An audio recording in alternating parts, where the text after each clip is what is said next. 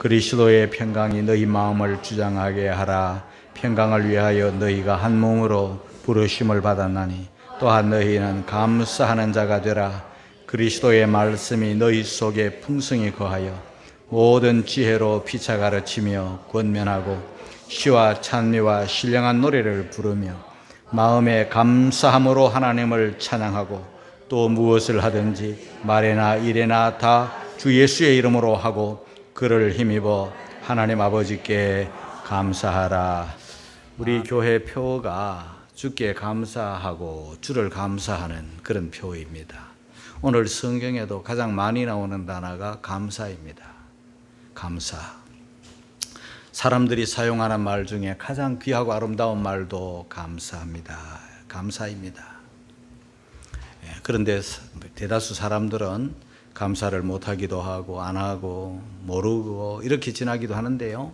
우리 성도들은 감사를 느끼고 감사를 깨닫고 그리고 또 입으로 감사합니다라고 감사를 표하고 또 물질로 감사도 표시도 하고 이런 성도들이 되어야 되겠죠. 이제 다음 주일이 맥수감사절인데 아무쪼록 여러분 감사가 풍성한 우리 성도들이 되기를 주의 이름으로 축복합니다.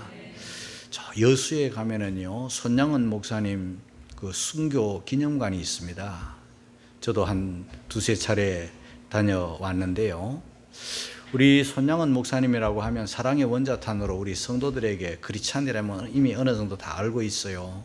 근데 이분을 잠깐 소개해드리면 이분은 우리 한국 교회가 일제시대 때 다 신사에 참배할 때 막 각 교단에서 다 신사 참배 가결을 할 때 일본의 압박을 못 이겨서 할 수 없이 그들의 총칼이 감옥이 무서워서 한국 교회가 신사 참배 가결을 했어요.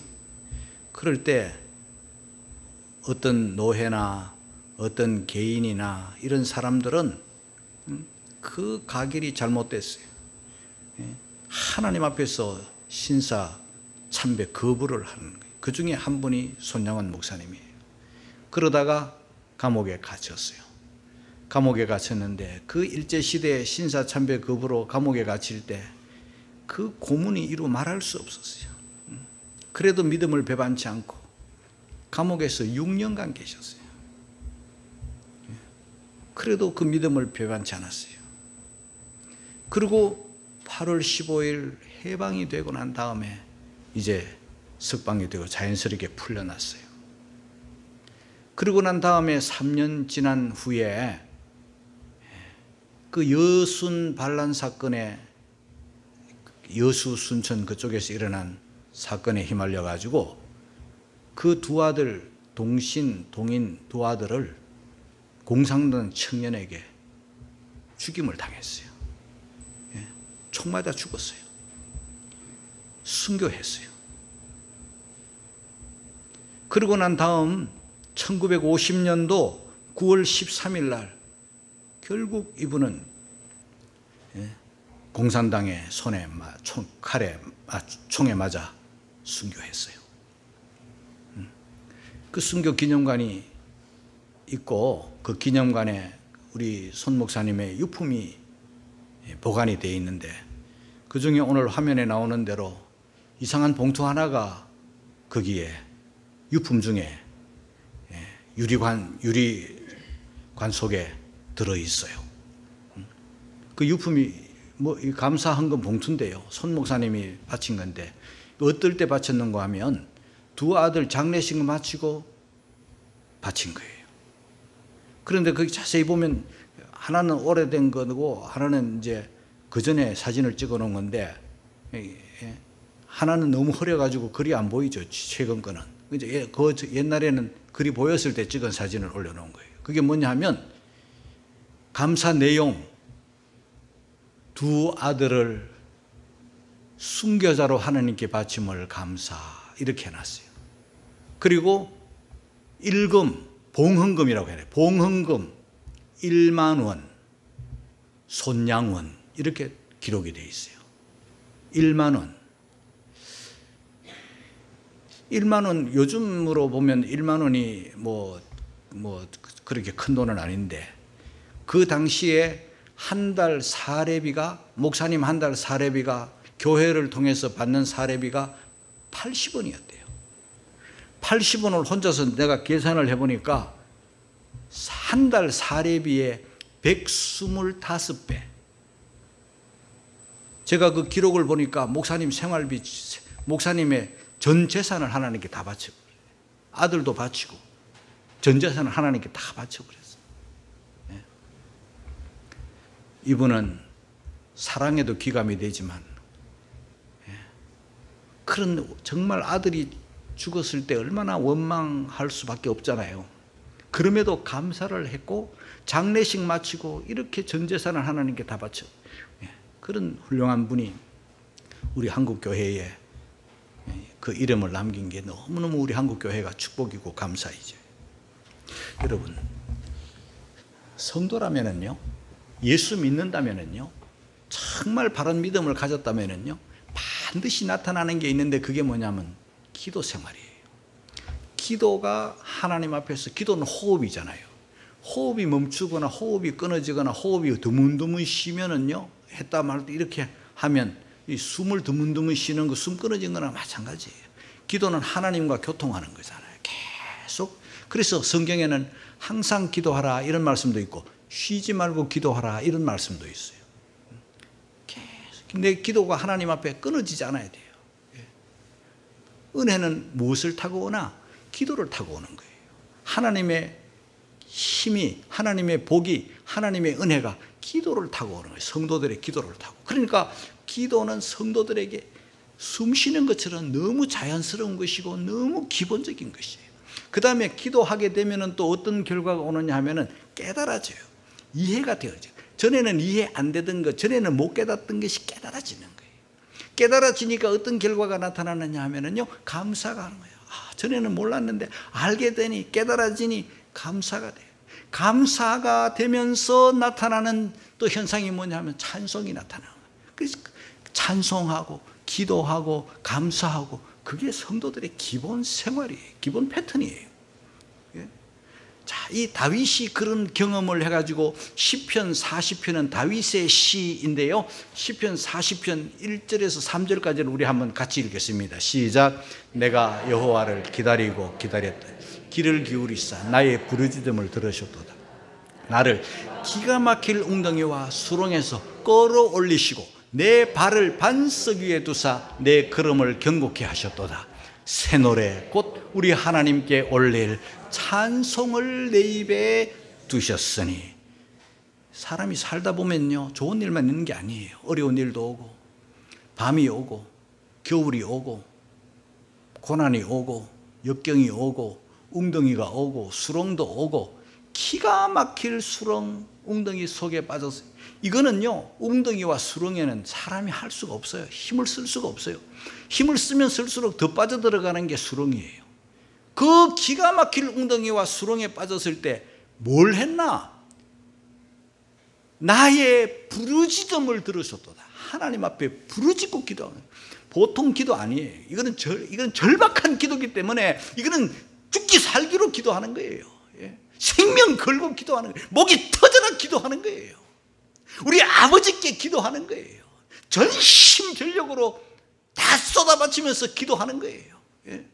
우리 예수님도 십자가 앞에 기도할 때 얼마나 부르짖었던지, 예수님의 몸에 땀이 피가 될 만큼 기도하셨잖아요. 그런 기도를 올렸더니 기도하자마자 바로 응답된 게 아니에요. 기다렸더니, 기도하면서 또 기다리고, 기도하면서 기다리고, 부르짖으면서 또 기다리고 했더니 때가 되어서 하나님께서 그 수렁, 그 웅덩이에서 끌어올려 주시잖아요. 끌어올려 주시 뿐만 아니라 내 발을 반석 위에 두어서 걸음을 견고케 하셨도다. 이제는 미끄러지지 않고, 이제는 빠지지 않고, 이제는 웅덩이 속에 안 들어가요. 견고케 해주시고, 그래서 그 은혜를 생각하니 감사가 터져나오고, 그 은혜를 생각하니 입에서 찬송이 터져나오는 거예요. 그런 생활이 되면서 믿음이 확고해지고 견고해져요. 기도 안 하니, 은혜를 체험 못하고 못 깨닫고 감사 못하니 찬송도 못하고 그 교회만 왔다 갔다 하는 그런 무기력한 신자가 되고 마는 거예요.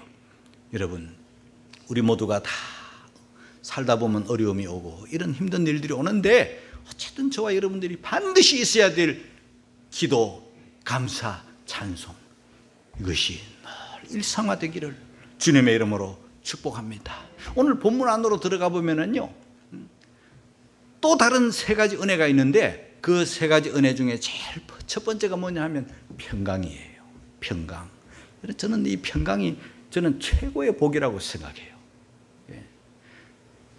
다 가져도 마음에 평강이 없으면 소용이 없어요, 여러분. 천만인이 둘러치려 하여도, 전쟁이 일어날지라도 내 마음에 평강이 있으면, 두렵지 않으면 깊이 잠드는 어린아이들이 다 어머니 등에 맡겨놓고 깊은 잠에 드는 것처럼 평강이 얼마나 소중합니까? 다 가져도 불안하면, 걱정, 의심이 막 쌓여 있으면 그 불쌍한 사람이에요. 재버리면 뭐합니까, 여러분? 권력 가지면 뭐합니까? 불안하면 소용이 없어요, 여러분. 그 밥 먹어도 소화가 안 돼요. 잠자도 그 잠이 아니에요. 그 평강이 최고인데, 자, 우리 한번 15절 말씀 같이 읽겠습니다. 시작. 그리스도의 평강이 너희 마음을 주장하게 하라. 평강을 위하여 너희가 한 몸으로 부르심을 받았나니 또한 너희는 감사하는 자가 되라. 그리스도의 평강이라 그랬어요. 여러분, 이 세상 평강은, 이 세상 평화를 피스라고 하잖아요. 이 피스는 전쟁도 없고 고통도 없는 그냥 고요한 상태예요. 그런데 이거는요, 말할 뿐이지 언제 어느 때 돌변할지 몰라요. 그런데 바깥에서 오는 이런 여러 가지 걱정, 염려, 근심거리 이런 것 때문에 고요하기를 바라고 정말 피스를 바라지만은 평화를 누리지는 못하는 것이 오늘 이 세상 형편이에요. 그런데 오늘 성경이 뭐라고 말씀하는가?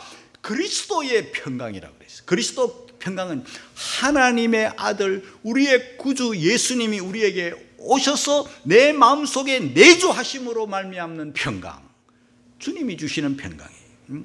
데살로니가 후서 3장 16절을 보니까 평강의 주께서 친히 때마다 일마다 너희에게 평강을 주시고, 때마다 일마다 너희에게 평강의 주께서 평강을 주시고, 이 평강을 하나님은요 우리에게 공짜로 주시잖아요. 얼마나 감사해요. 너희에게 평안이 있을지어다 이러시잖아요. 얼마나 불안하고 두렵고 어떻게 살지. 여러분, 다 불안을 내쫓아버리고 두려움을 내쫓아버리고 염려, 근심, 걱정을 다 쫓아버리고 속에서부터 솟아나는 평강, 이걸 누리기를 주의 이름으로 축복합니다. 우리가 건강을 스스로 체크해 보잖아요. 건강을 체크해 보면 자기 건강 사실 자기가 알아요. 우리가 병원에 가서 치료받을 때 의사 앞에 가면 어디가 아프세요? 오셨어요? 이렇게 의사가 묻잖아요. 그 의사가 모르는 거예요. 이제 내가 말해줘야 의사가 먼저 아는 거예요. 아, 여기 아픈데요, 저기 아픈데요 하면 이제 그때 청진기 되기도 하고 그때 검사 들어가기도 하고 그러잖아요. 내가 내 건강을 아는 거예요. 두통이 있어요. 이빨이 아파요. 뭐 아픈 데가 한두 군데가 아니에요. 밤에 잠을 못 자요. 소화가 안 돼요. 무릎도 아프고 뭐 허리도 아프고 뭐 어디가 아프고 속도 아프고. 아픈 사람 자기가 느끼잖아요. 그런데 건강한 사람이 어떤 사람이에요? 아무데도 안 아픈 사람이 제일 건강한 사람이에요. 밥 먹고 소화 잘 시키고 밤에 잠 잘 자고 아침에 일어나면 잠자고 일어나면 개운한 그 사람이 건강한 사람이에요. 자고 일어나도 찌뿌둥한 사람은 덜 풀린 거야. 네? 영적 건강을 어떻게 체크를 하나? 제가 깨달아지는 대로 몇 가지를 해봤는데요. 제일 첫째, 하나님과 나 사이에 기도가 교통이 있는가, 쉼 없이 기도하고 있는가, 호흡이 건강한가, 그걸 보는 거예요. 네? 그 다음에 두 번째는 기뻐하고 있는가.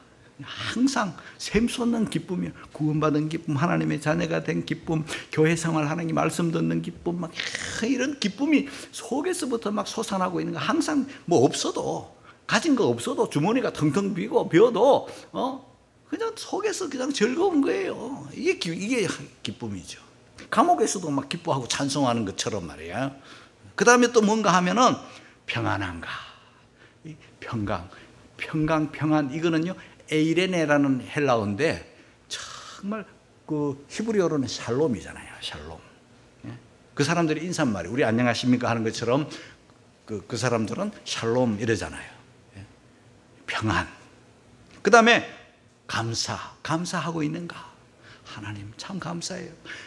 다 감사거려요. 한두 가지가 아니에요. 눈 뜨자마자 보이는 거 감사하고 얼마나 감사할 게 많아요.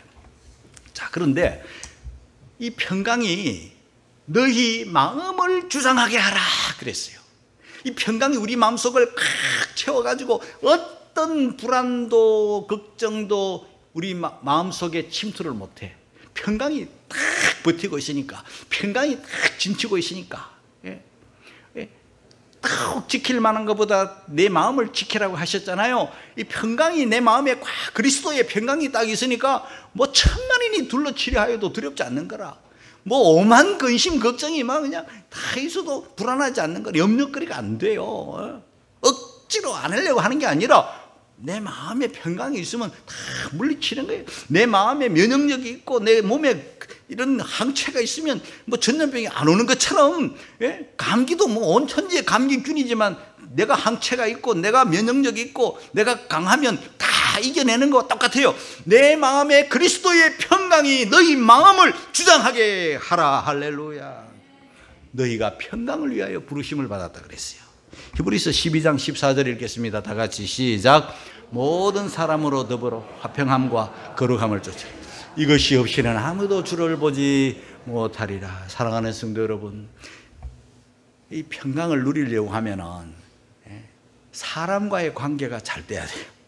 사람들이 보면은요, 좋은 사람, 착한 사람, 이쁜 사람에 있는 게 아니에요.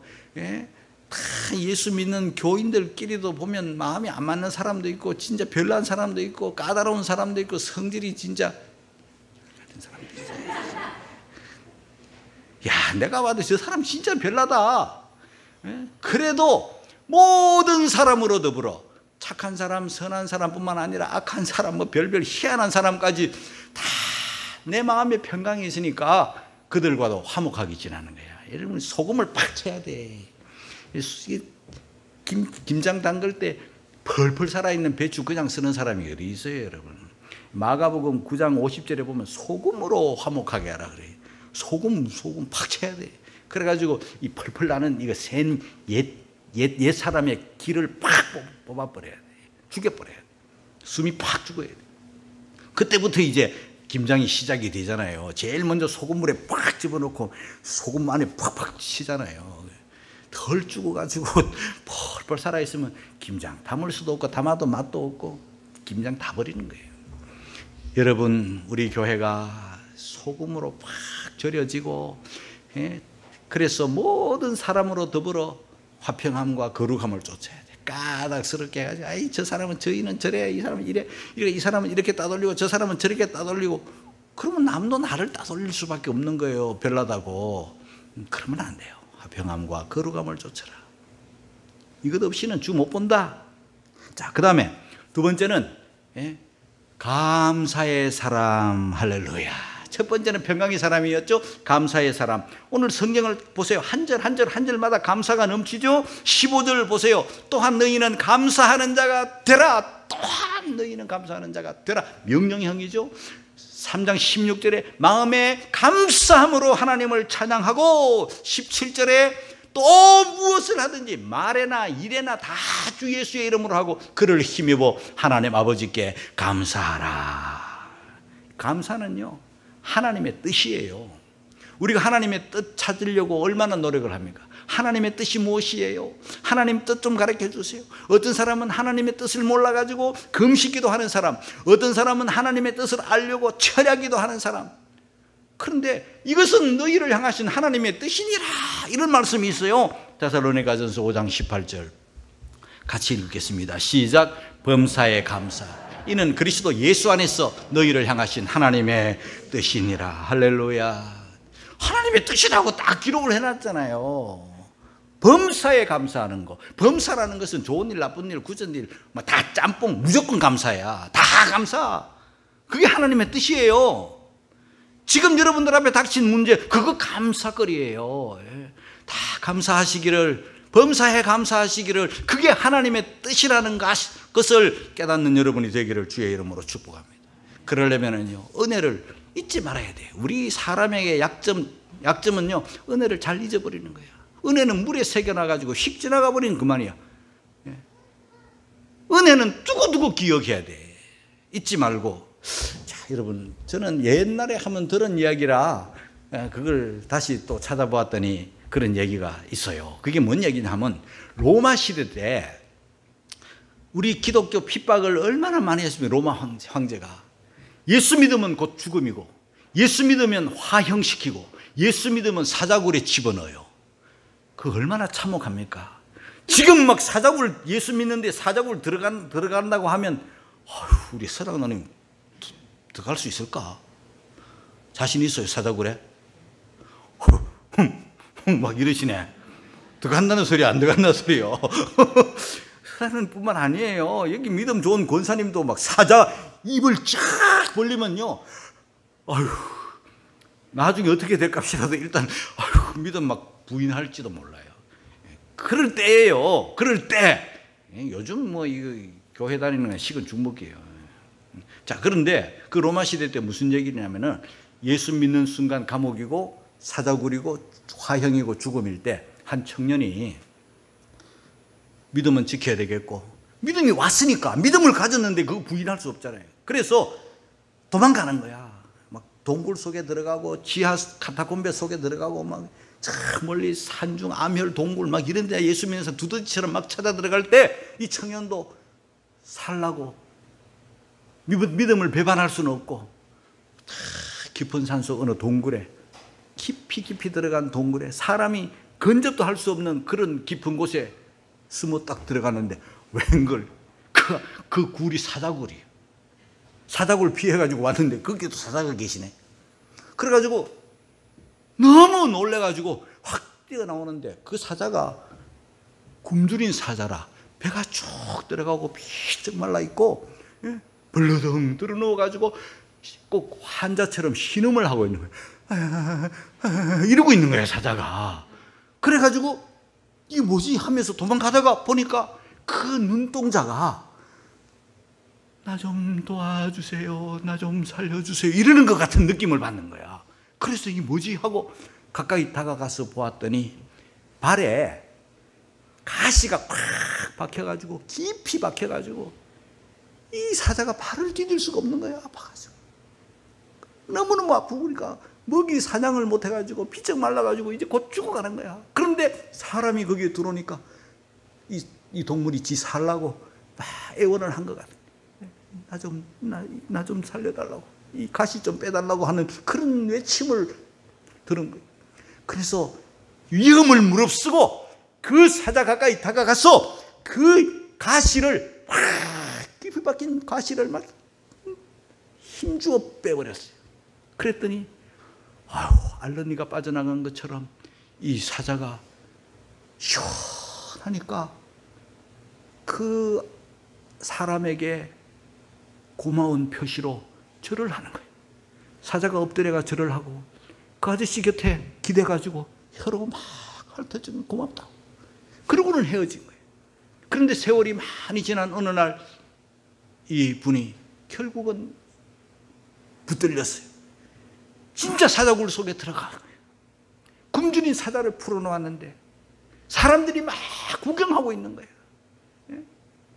그런데 이 굶주린 사자가 먹이가 온 줄 알고 잡아먹으려고 딱 다가왔는데, 다니엘의 그 사자굴처럼, 그 사자처럼 가까이 탁 오더니 사자가 걸음을 탁 멈추고, 사자가 그 사람 앞에 무릎을 탁 꿇고 엎드리더니 다가와서 그 사람을 핥아주기 시작하는 거예요. 이 사람도 깜짝 놀라 이 무슨 일인가 하고 보았더니 오래전에 가시를 뽑아준 그 사자를 거기서 만난 거예요.